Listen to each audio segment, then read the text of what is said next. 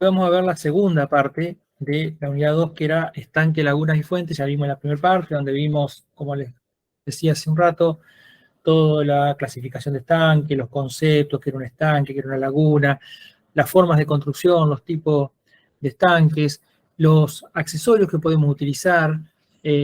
Vimos algo de la fauna, qué tipos de peces. Y hoy vamos a empezar con la parte que por ahí más nos gusta o que más podemos manejar, que es la parte de plantas. Vamos a ver un poco cuáles son las plantas que podemos poner en un estanque, cómo las podemos organizar, algunos ejemplos interesantes, y vamos a terminar un poquito con lo que es calidad de agua. Bien, las plantas acuáticas tienen muchos objetivos, no es solamente decorar, ¿sí? Porque nosotros acá, y lo hemos hablado desde el primer día, estamos en una carrera donde hablamos y trabajamos con plantas ornamentales. ¿Qué eran ornamentales? O sea, ¿cuál es el principal objetivo? Más allá de que después podemos charlar de que hay distintos tipos de jardines, jardines comestibles, jardines integrales, jardines de usos múltiples, pero el principal objetivo de la jardinería es ornamental, es embellecer un lugar, darle colorido. Y las plantas acuáticas, además de eso, en un estanque me van a, por un lado, reducir la presencia de algas, ya vamos a ver de qué forma lo hacen. Por otro lado, van a evitar que suba en demasía la temperatura. Ustedes piensen que si vamos al concepto de estanque, el estanque eh, surge y comienza como una cuestión funcional, era para criar peces, no para poner plantas. Entonces, eh, las plantas empiezan a ubicarse y organizarse justamente para bajar la temperatura del verano, sombrear, darle refugio a los peces, sobre todo a los alevines, a las crías, a las chiquitas recién nacidas, que son predadas por muchísimos pájaros. ¿Sí? Estaba leyendo un artículo la semana pasada sobre los camalotes, que son, ya vamos a ver qué tipo de plantas son, pero que las hojas grandes y flotantes de los camalotes, dice, protegen a los alevines de nuestros peces del Pitangus sulfuratus. Pitangus sulfuratus del venteveo, que tanto hablamos la semana pasada, que si comía o no comía peces. Sí, sí, come peces. Entonces, esas plantas también sirven de refugio para estos pequeños animalitos. Y vamos a tener distintos tipos, vamos a tener un panorama muy amplio, y cuando hablamos de estanque, muchas veces empezamos a armar el estanque desde varios metros antes, ¿sí? Porque toda la zona que circunda el estanque, 2, 3 metros de la orilla, también es parte del estanque, porque también ahí vamos a tener que ver qué plantas elegimos. No puedo poner, salvo que haga algún contenedor eh, adecuado para eso, pero no voy a poder poner cactus o suculentas cerca del estanque, porque el suelo, quiera o no, va a estar un poco más húmedo que lo que necesitan. Entonces, voy a también tener que elegir las plantas que yo voy a ubicar en ese lugar. Entonces, este esquemita me gustó mucho, eh, donde nos cuenta un poquito qué tipo de plantas encontramos. Y encontramos, acá nos faltan esas plantas de los bordes, pero ya dentro del agua las plantas palustres, que ya vamos a ver qué son las palustres, pero los bordes son las que van a los bordes, las flotantes arraigadas, o sea que flotan pero tienen su raíz metida en la tierra, las flotantes libres, ¿sí? Flotantes libres, y las plantas sumergidas. Esos son los 4 tipos de plantas que vamos a encontrar. Estas nos van a dar sombra, estas van a servir como no solamente por el colorido y por las flores que pueden llegar a presentar, sino también como refugio de algunos animalitos. Y las sumergidas, estas, lo que nos van a aportar fundamentalmente es oxígeno. Estas plantas sumergidas van a aportar oxígeno, ¿sí? Además, estas plantas arraigadas, me van a servir para, aunque parezca mentira, sacarme todos los nutrientes que puedan ir al fondo del estanque. Y ya vamos a ver por qué es necesario que esos nutrientes no estén en suspensión o que no se disuelvan en el agua del estanque. Bien, las plantas palustre de borde son, como les decía, las que tienen las raíces sumergidas, solamente las raíces adentro del agua, y el resto de la planta sobre el nivel del agua. Las colocamos en el borde, ¿sí? Podemos plantarlas directamente o podemos ponerlas en contenedores, pero esos contenedores tienen que estar sumergidos. ¿Y qué ejemplo vamos a encontrar de esto? El papyrus, ¿sí? El papiro, que el nombre científico es Cyperus papyrus, es una planta palustre. Es más, ustedes piensen que es originaria de Egipto, que crece en los bordes del río Nilo, en la zona de inundación del río Nilo, esos bordes donde el río se desbordaba, valga la redundancia, y generaba ese fango que hacía muy fértil la tierra.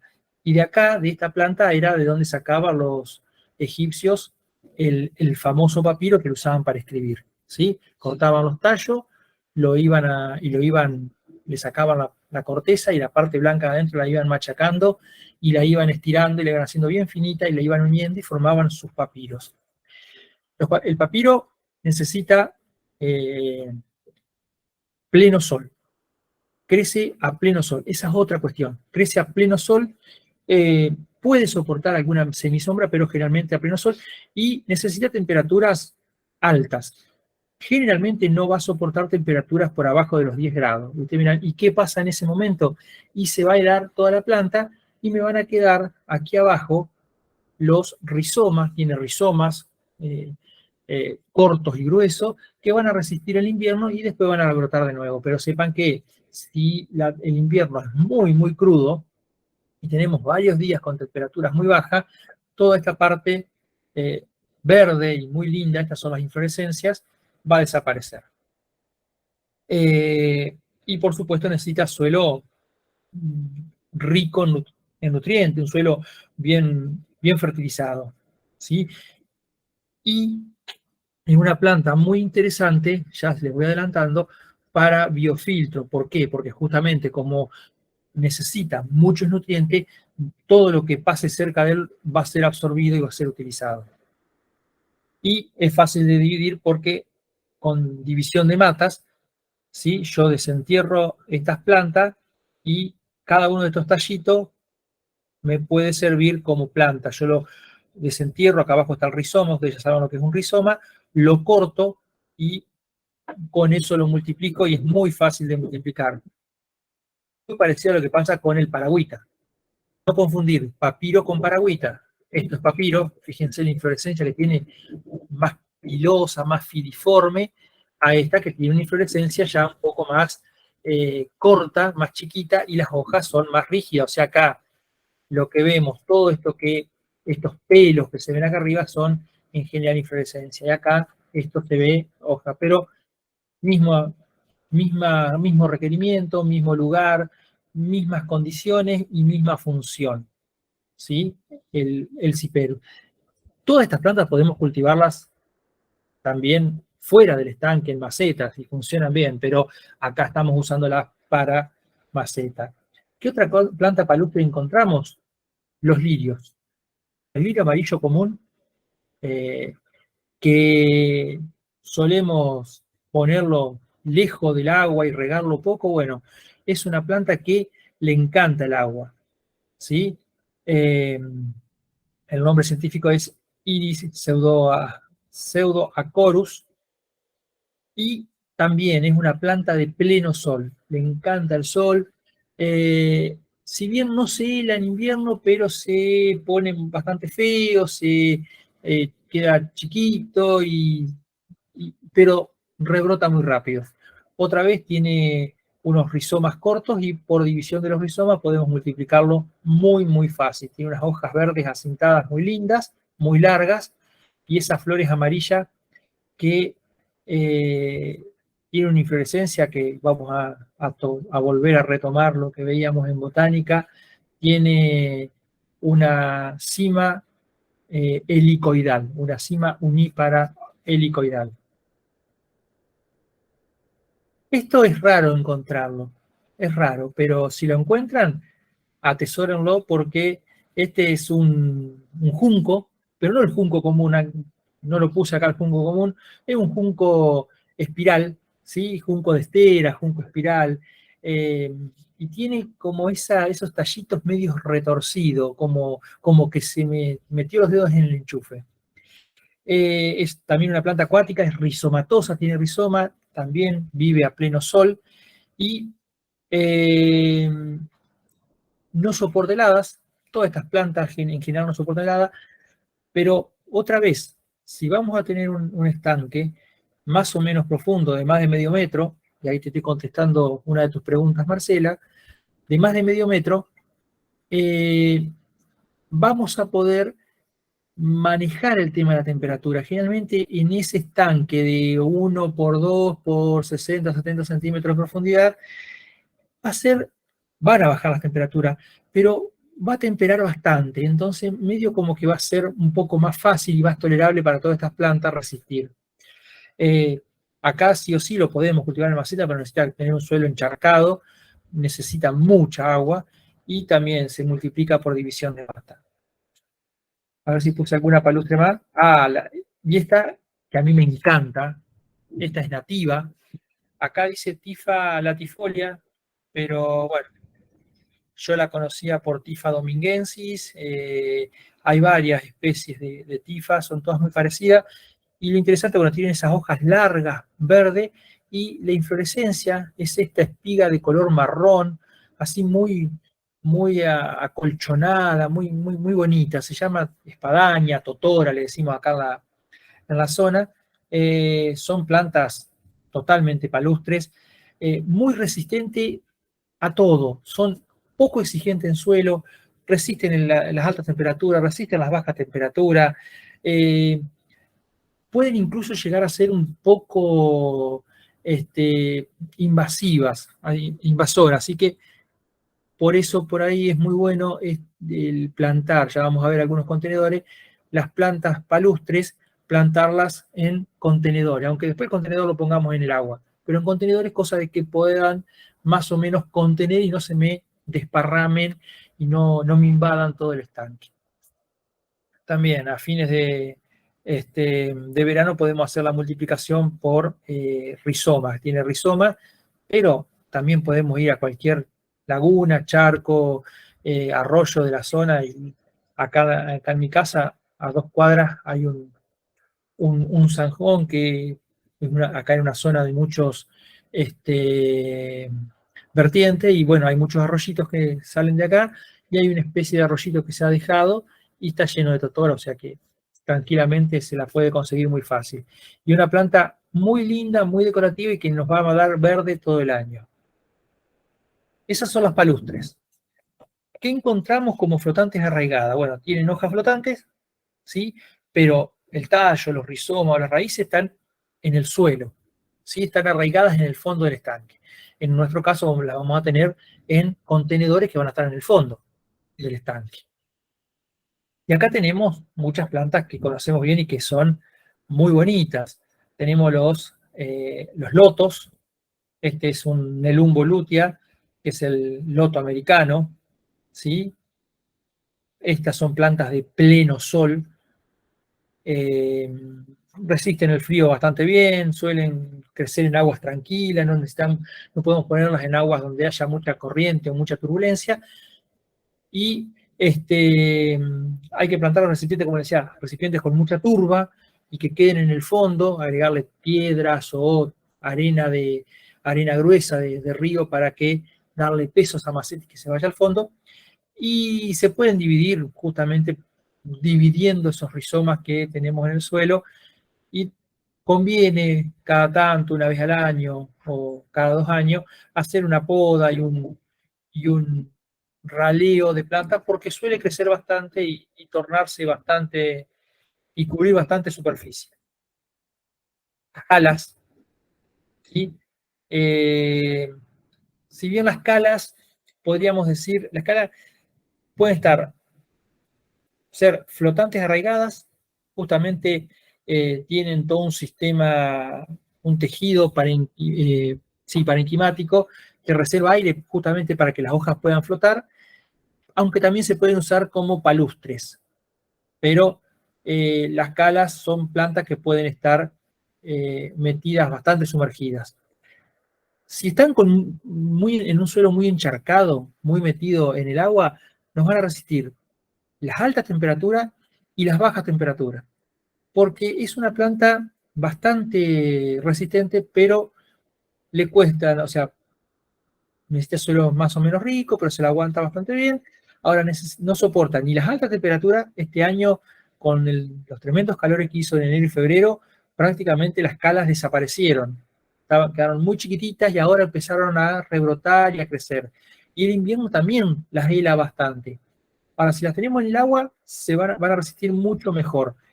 Y son plantas, aunque nos parezca que no, son plantas de media sombra. Eh, o sombra o media sombra, o sea, no les gusta el sol directo, las quema bastante, le quema la inflorescencia, esta espata blanca que aparece acá, y ni hablar de si son calas de colores.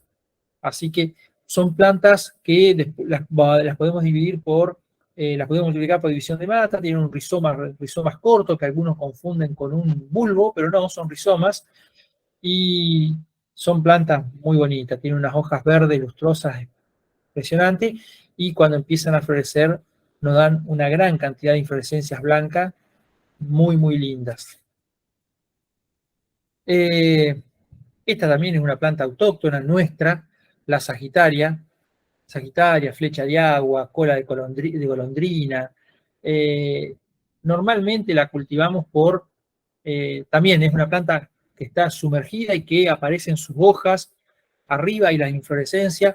Las hojas son muy lindas, tienen un verde brillante, lustroso, muy bonito, y generalmente eh, para,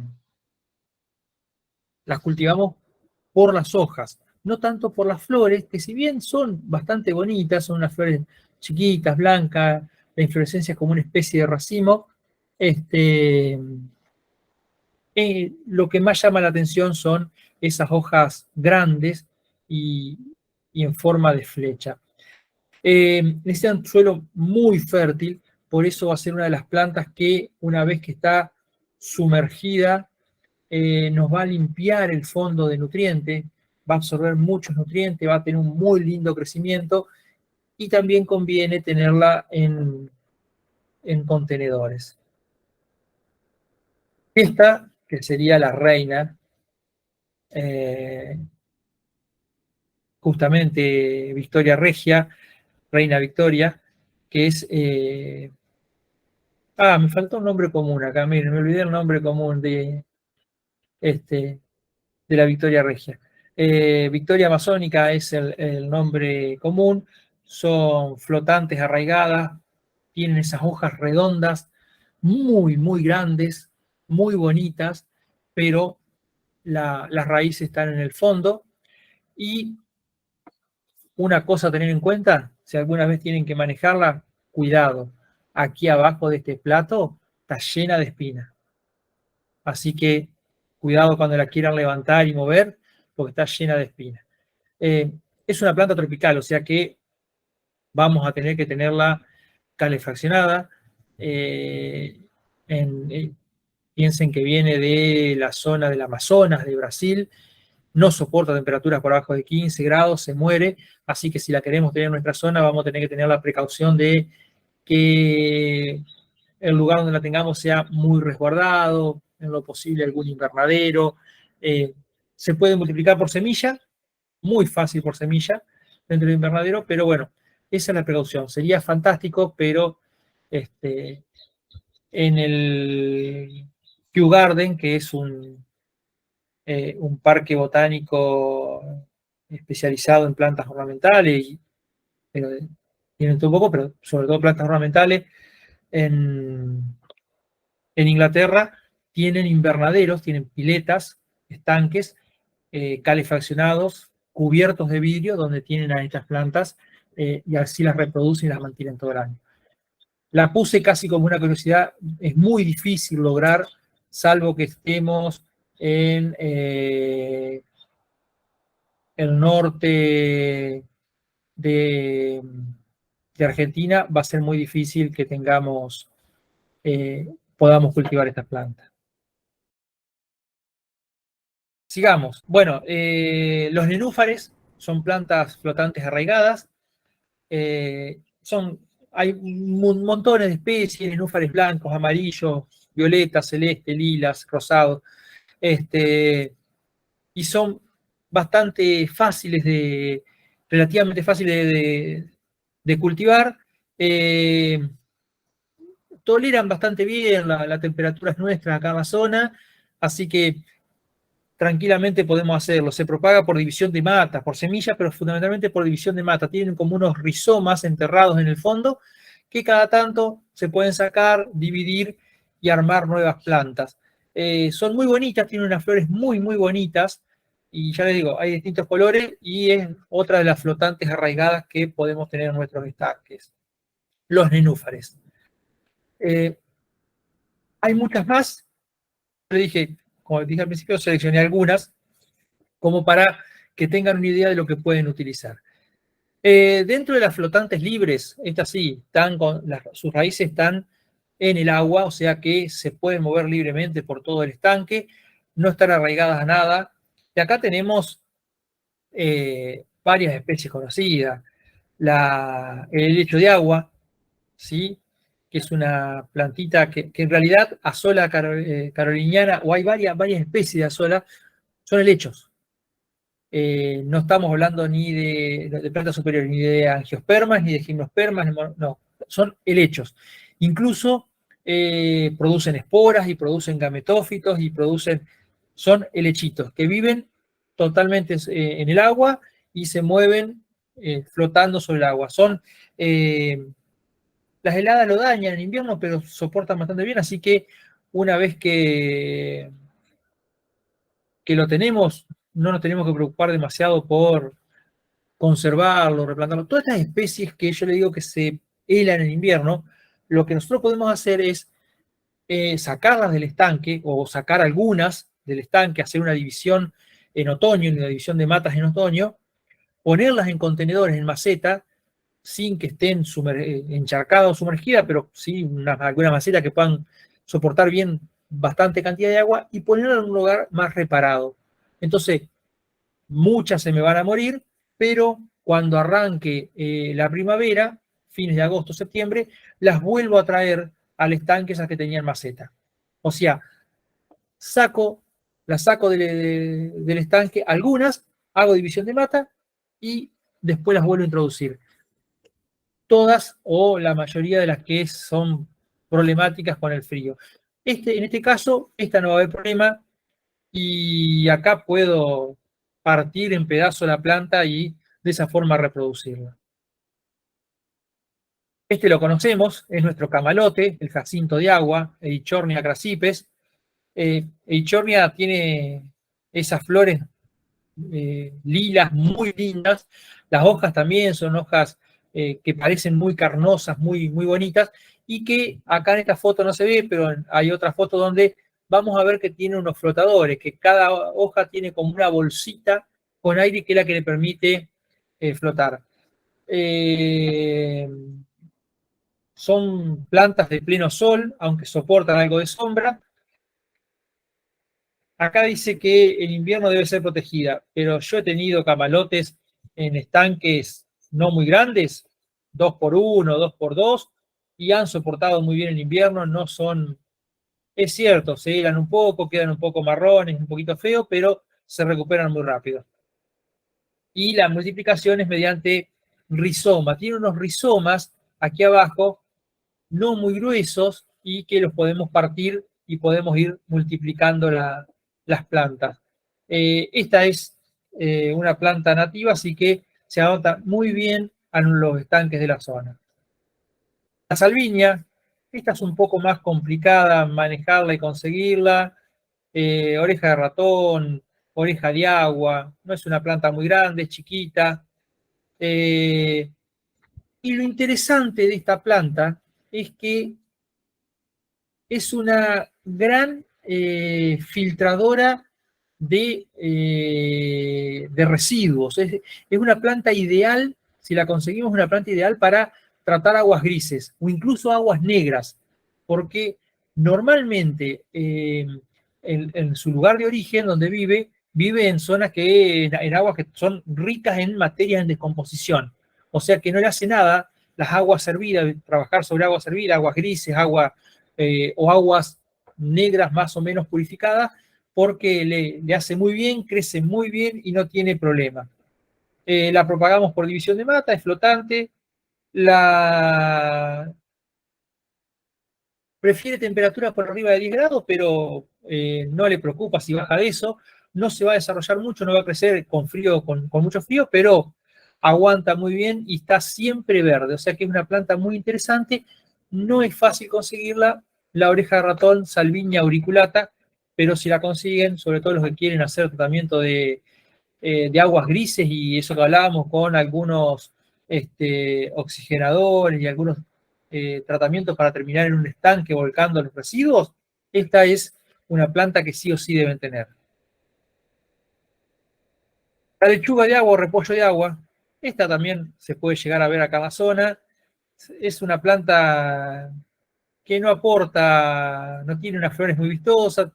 Las hojas podrían parecer más o menos lindas, pero es una planta que aporta verde y aporta eh, material al estanque. Soporta temperaturas bajas, no les afecta mucho, aunque lo ideal para ella es que haya alrededor de 25, 30 grados. En esas condiciones está muy bien.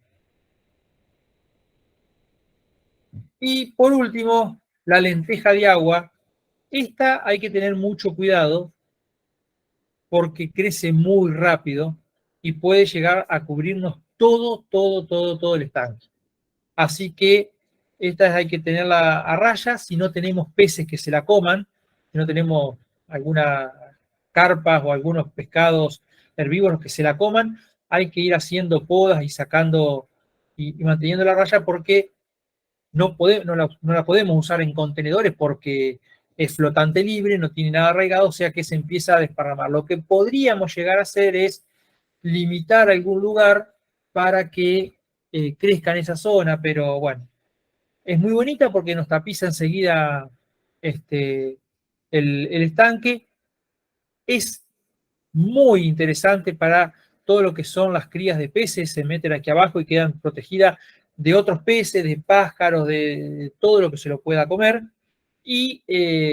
Pero tenemos ese problemita de que hay que mantenerla un poco a raya. Y por último, las plantas sumergidas, que son las que está todo el vegetal sumergido en agua y que son sumamente importantes porque son las que nos aportan el oxígeno al agua. Hacen fotosíntesis debajo del agua y por lo tanto el oxígeno, en vez de irse al aire, lo hace acá. Hasta ahora todas estas, la mayor parte o sea, la parte fotosintética está afuera. Las flotantes libres, las flotantes arraigadas, las palustres, las hojas están afuera, el oxígeno se va al aire. Y ahí debería ingresar al agua, pero el oxígeno que ingresa directo al agua desde el aire es poco, por lo tanto necesitamos plantas que estén debajo del agua y que nos aporten oxígeno. Y ahí encontramos unas plantas que no son muy bonitas ni muy llamativas, pero que tienen una función muy importante. La celestina, ceratófila, es esta especie parece un helechito, pero no es un helecho. Necesita mucha luz, o sea que es ideal para estanques poco profundos. Soporta bien temperaturas bajas, necesita aguas limpias. Si el agua empieza a ser turbia, se nos va a morir. Y no es muy exigente en el sustrato. Generalmente con una arena de río, con un poquito de turba, funciona muy bien. Por simple división de mata se puede ir multiplicando y generando nuevas plantitas. La elodea, si tiene buenas condiciones, puede ser muy invasora. Ahora, cualquier cosita que no le guste se va a enojar y se nos va a terminar desapareciendo. La elodea, piensen que uno de los nombres comunes es peste de agua. Crece muy bien y tiene varias ventajas. Primero, soporta temperaturas relativamente bajas, no soporta el exceso de calor, pero justamente si el estanque es un poco profundo va a andar bien. Si el agua tiene un poco de corriente, también lo aguanta. Se aferra muy bien al fondo, no precisa eh, demasiado nutrientes en el sustrato, o sea que también, igual que en el caso anterior, aguanta muy bien. Y tiene una particularidad. Esta planta libera sustancias antibacterianas, ¿sí? Además de que nos oxigena el agua, nos va a hacer un control parcial de bacterias que puedan llegar a afectarnos la calidad de nuestro agua del estanque. Bueno, la Valisneria, eh, cambiamos un poco, vieron que las otras tenían todas hojas filiformes, acá tenemos unas hojas un poco más anchas. Estas plantitas tienen una particularidad, necesitan un sustrato rico en hierro, así que conviene agregarle sulfato ferroso al sustrato del fondo cada tanto en forma de piedritas, no sulfato ferroso ni ningún hierro quelatado que venga líquido porque nos puede enturbiar el agua, sino que directamente piedritas al fondo del estanque, lo fertilizamos. Si el estanque no es muy grande, nos metemos en la macetita que tenemos en el fondo, le metemos una o dos piedritas y con eso la vamos a tener bien verde y trabajando todo el año. Tiene estolones y se propaga por estolones. Bueno, las plantas de proximidad, que son las que requieren cierta humedad de suelo, pero no les gusta tener las raíces muy encharcadas, ¿sí? Y acá tenemos algunas especies que, como les decía, van a estar formando parte del estanque porque van a estar a 1 o 2 metros, pero no les gusta mucho estar adentro del agua. Y tenemos bambúes, cañas, helechos, algunas prímulas, astilbe, ¿sí? Por ejemplo, depende cómo lo armemos, podemos combinar, esto es tacuara, podemos combinar tacuara con papiro y con paragüita, como para armar alguna especie de fondo de tacuaras y después una zona palustre con estas otras, con papiro que ya están adentro del agua. Los helechos, acá tenemos un helecho serrucho, y este, que es interesante, que es el culandrillo, que es el helecho, este es nativo, es el que tiene una hojita chiquita, no tiene una hoja demasiado grande, es una hojita redondita o en forma de abanico chiquita, y que puede generarnos un ambiente muy interesante y que lo podemos encontrar también en la zona. Bueno, después tenemos algunas prímulas, tenemos perdón, astilbe, el helecho este que es nido de ave. Entonces, miran, el hecho cerca de un acuario, sí, se puede lograr, depende, otra vez, pensemos en los tipos de estanques que tenemos y lo que queremos lograr. Si queremos un estanque natural, si queremos un estanque informal, si queremos un estanque natural, las tacuaras, los bambúes, aunque no serían el caso exacto, pero las tacuaras y el culandrillo andarían excelentemente bien porque son nativos. Eso combinado con algunas totoras, con algunos camalotes, podrían armar un estanque natural muy bonito. Por supuesto que si van a poner tacuaras, si van a poner bambú, si van a poner, háganlo en contenedores porque son sumamente invasores y tienen unos rizomas muy, muy, muy poderosos y muy de rápido crecimiento y vamos a tener un problema si no lo controlamos de esa forma. Bien, hablando ya en general de las plantas acuáticas, Las plantas acuáticas necesitan entre 4 a 6 horas de sol por día. Y siendo 4 a 6 me estoy quedando corto. Ya vimos que había algunas ahí flotantes que necesitaban 8, 10 horas de sol. O sea, nuestro estanque, si vamos a tener plantas acuáticas, necesitamos que esté soleado, que le dé sol una buena parte del día. Después acomodaremos aquellas plantas que necesitan sombra, como las calas, después las acomodamos y las sombreamos con otras plantas, pero el estanque en general necesita buena cantidad de luz durante el día. Y podemos lograr, como yo le decía, si de última sabemos que en nuestra zona hay temperatura muy alta y que en algún momento puede llegar a hacer mucho calor y que nuestro estanque no es demasiado profundo, o sea que tiene menos de 50 centímetros, bueno, busquemos la forma de que ese sol le dé toda la mañana o toda la tarde y que algún poco de sombra le llegue al mediodía, que serían las horas de más calor. ¿Para qué? Para que el agua no suba tanto la temperatura y no me afecte a algunas plantas más delicadas o los peces, pero sí que tenga buena iluminación. En general, las acuáticas, como ya vimos, tienen baja tolerancia al frío. Por debajo de 0 grados, la mayoría, casi, diría que casi todas las especies se, se mueren. Ahora, para que haga 0 grados en el agua, tiene que bajar bastante la temperatura. Es muy raro encontrar charcos congelados. Suele pasar, sí, puede pasar en inviernos muy fríos, pero es muy raro que el agua del estanque baje por debajo de 0 grados. Entonces, ya como lo que les decía, el mismo estanque hace un poco de colchón, de amortiguador de las temperaturas, tanto muy bajas como muy altas. Las flotantes en general se helan muy fácil, son las que más menos soportan el frío, pero rebrotan también muy rápido. Y lo que le decía, si yo quiero asegurarme las plantas, lo que puedo hacer es sacar esas plantas a fines de otoño, ya empezar a pensar en este momento, sacar las flotantes, sacar las arraigadas, sacar las palustres, ir sacando algunas matas e ir haciendo un stock de plantas en un lugar más resguardado, donde pueda tener un poquito más de temperatura.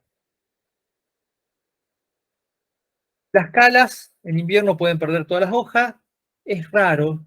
Las calas sufren más las altas temperaturas que la baja temperatura. La baja temperatura es cierto, las quema un poco a las hojas, les pone el borde marrón, si la agarra con muchas flores, con mucha inflorescencia, las amarrona un poco, pero yo he visto sufrir mucho más a las calas en verano, donde prácticamente pueden llegar a desaparecer si el verano es muy caluroso como este, que en invierno. La sumergida como Valisneira, y en general las sumergidas soportan un poco mejor las bajas temperaturas, y las flotantes, lo que ya dijimos, deben ser cuidadas. Como consejo para armar un estanque, las plantas del estanque no deben cubrir más de la mitad del agua. O sea, si yo voy a tener 1,5 metros por 2 son 3 metros cuadrados. Mis plantas acuáticas no deberían cubrir más de 1,5 metros, 1,20 metros, 1,5 metros cuadrados. O sea, del espejo de agua, más de la mitad debería quedar libre. Pensar en tener un estanque todo cubierto de plantas no tiene sentido. El estanque tiene que tener agua visible y ese agua tiene que ser más de la mitad. ¿Por qué? Porque también necesitamos que en ese lugar se desarrollen los peces y que le llegue luz a las plantas sumergidas. Y las plantas sumergidas, si yo quiero hacer una buena oxigenación, tengo que poner alrededor de 3 plantas por metro cuadrado. O sea, en el caso del estanque que estábamos hablando hoy, de 1,5 metros por 2, y yo debería poner más o menos unas 10 plantas sumergidas. Si quiero lograr una buena oxigenación natural y que los peces se puedan desarrollar bien, si no voy a tener que oxigenar con un oxigenador, voy a tener que poner un aparatito que me le inyecte aire a ese agua. Hay que acordarse también de que algunos peces, sobre todo si voy a poner koi, esos peces de colores naranja, los peces de origen japonés, los peces se comen las plantas.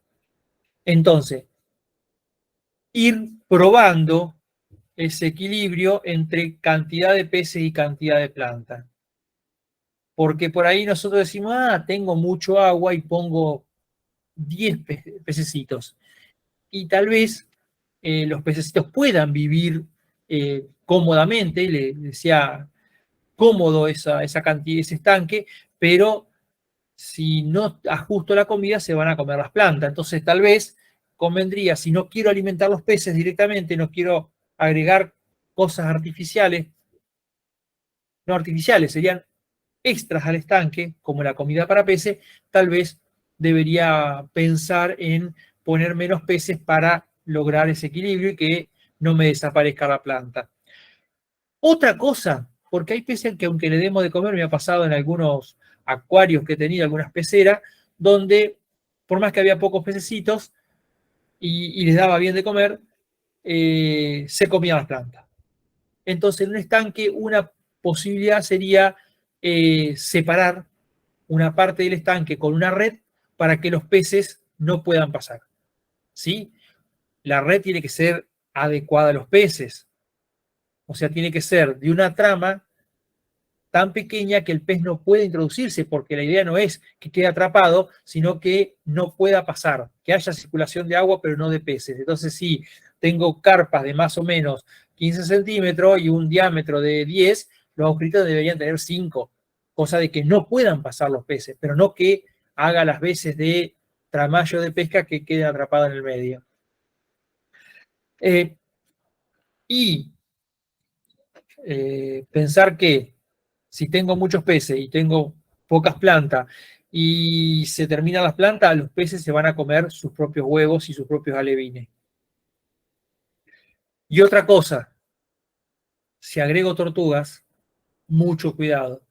Las tortugas pueden comer muchísimas plantas y me pueden ocasionar un desastre adentro del estanque. Bien, ¿dónde las planto? Porque venimos hablando de contenedores.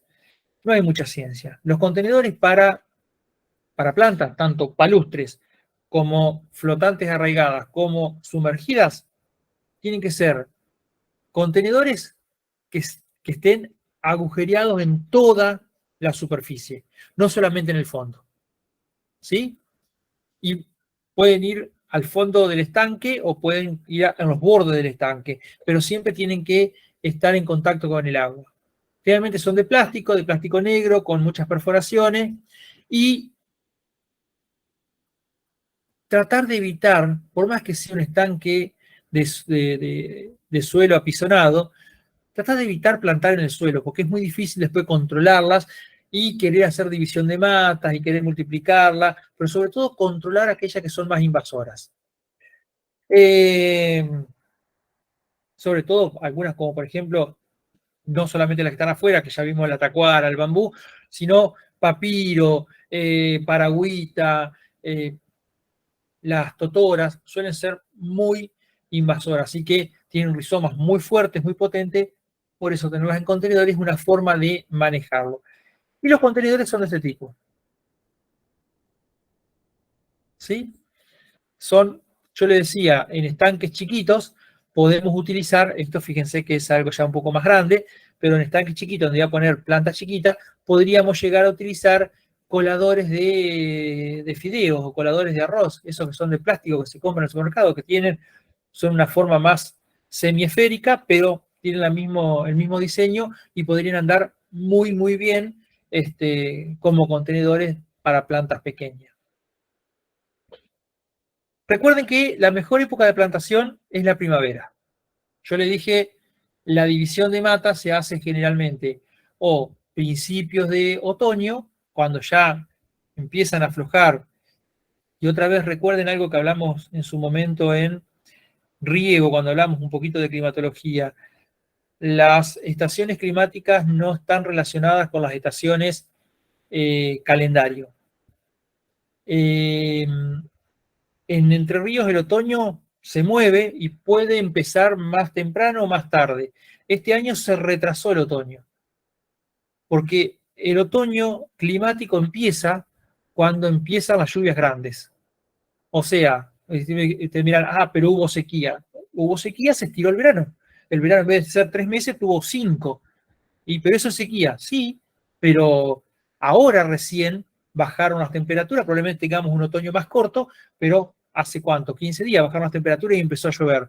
Ahí empieza el otoño climático. O sea, este es el momento de empezar a hacer algunas divisiones, pero no tampoco engolosinarnos mucho, porque si las agarras muy chiquita o poco arraigada a esas plantas, los fríos del invierno las van a matar. Entonces, principios de otoño, normalmente principios de febrero, o en primavera, que es allá cuando el invierno también es seco, es muy seco. Cuando empieza a llover, que empiezan las lluvias grandes, empieza la primavera, que puede ser alrededor de agosto, mediados de agosto, fines de agosto. Ahí es cuando empezamos toda esa división y sembrado y plantado de plantas acuáticas.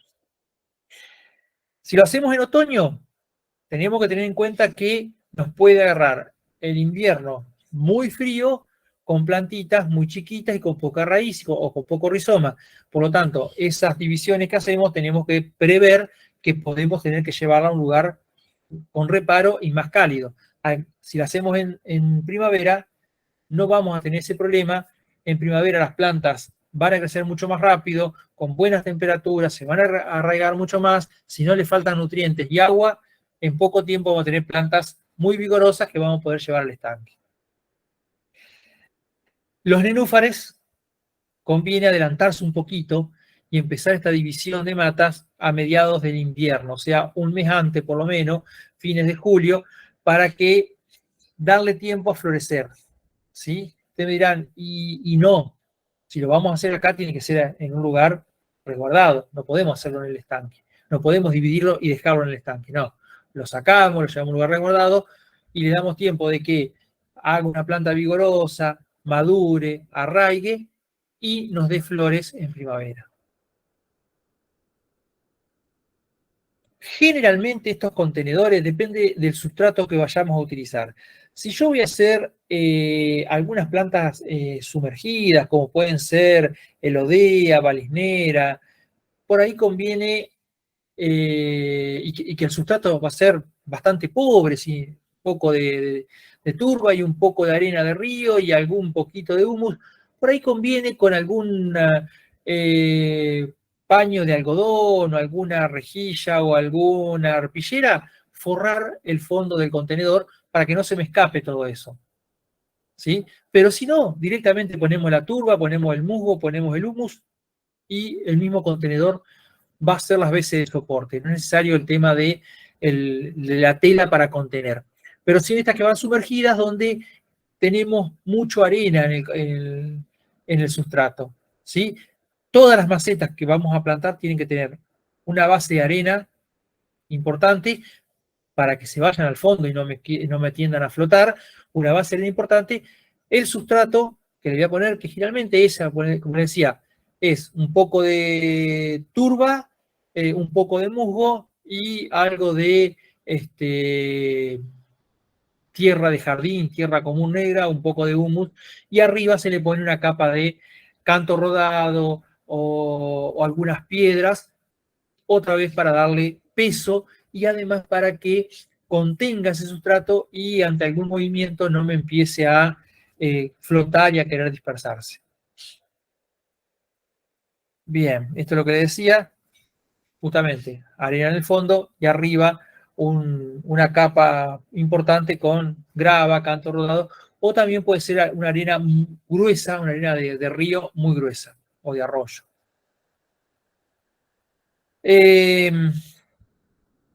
La tierra para la maceta no hay mucho secreto, es tierra común, pero como le decía y como le dije en la semana pasada y le digo ahora, algo de fibra tiene que tener, por eso el musgo y la turba es importante.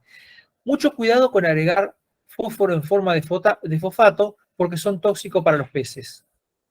¿Sí? En 2 o 3 días me pueden hacer un desastre con los pececitos, por eso si quiero agregar fósforo, generalmente lo hacemos con harina de hueso, ¿sí? O con alguna roca fosfórica de liberación lenta, pero no poner fertilizante a base de fosfato, porque son tóxicos para peces. Así que mucho cuidado con esa cuestión. Se pueden usar como fertilizante y dependiendo de lo que quiero lograr, cualquier fertilizante de origen orgánico o animal, estiércol de caballo, gallinaza, cama de pollo, harina de hueso, siempre y cuando lo mezcle bien con la tierra y con el otro sustrato, no me va a provocar ningún problema con los animales o con las otras plantas. Y lo que le decía, algunas plantas acuáticas necesitan agregado de hierro. ¿Cómo lo agregamos? No líquido, sino como sulfato ferroso en forma de piedritas dentro del sustrato. Ese sulfato ferroso es de liberación lenta y me va a ir dando hierro lentamente a medida que la planta lo vaya necesitando. Bueno, y para terminar, algo hablamos ya del agua del estanque, pero para terminar de redondear, la idea es que el agua del estanque tenga un pH neutro o lo más cercano a él. Entre 6,5 y 7,5, 8 podría ser un buen pH. Si está muy por arriba o muy por debajo, deberíamos corregirlo con algún corrector de pH y tratar de que esté ahí, porque la mayoría de las plantas y de los peces van a funcionar bien en ese ambiente. Cuidado con las piedras que ponemos, ya lo hablamos la clase anterior, cuidado con las piedras, porque hay piedras que cuando las pongo en el agua empiezan a liberar ácidos o liberar hidróxidos y me pueden subir el pH o bajar el pH. Entonces, mucho cuidado con eso. Puedo usarlo a mi favor. Si yo tengo un agua con un pH muy bajo, un agua con 5,5, 6, puedo ponerle algunas piedras de reacción alcalina, como caliza, como algunas se me borró ahora, algunas pizarras que me van a ir liberando lentamente hidróxido y me van a ir subiendo poquito el pH. Por el contrario, tengo un agua muy alcalina, pH 8, 8,5, algunas con piedras de reacción ácida puede ayudarme a bajar ese pH. Pero no nos juguemos mucho con eso, más vale pongamos piedras neutras como piedras moras, cuarzos,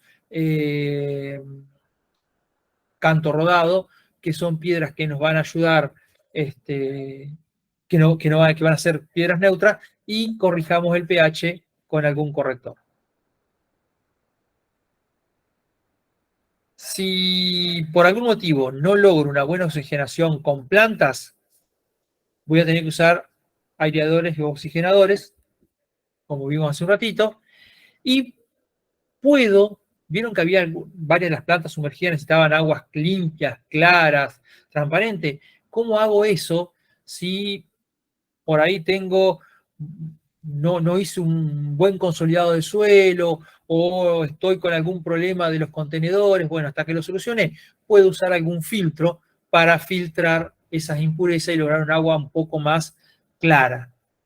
No es lo ideal es que el mismo estanque entre en equilibrio y no se produzcan estas cuestiones, pero si lo tengo que hacer, sepan que puedo filtrar el agua, que hay filtros, incluso filtros para estanques extremadamente grandes. Bien, con esto terminamos.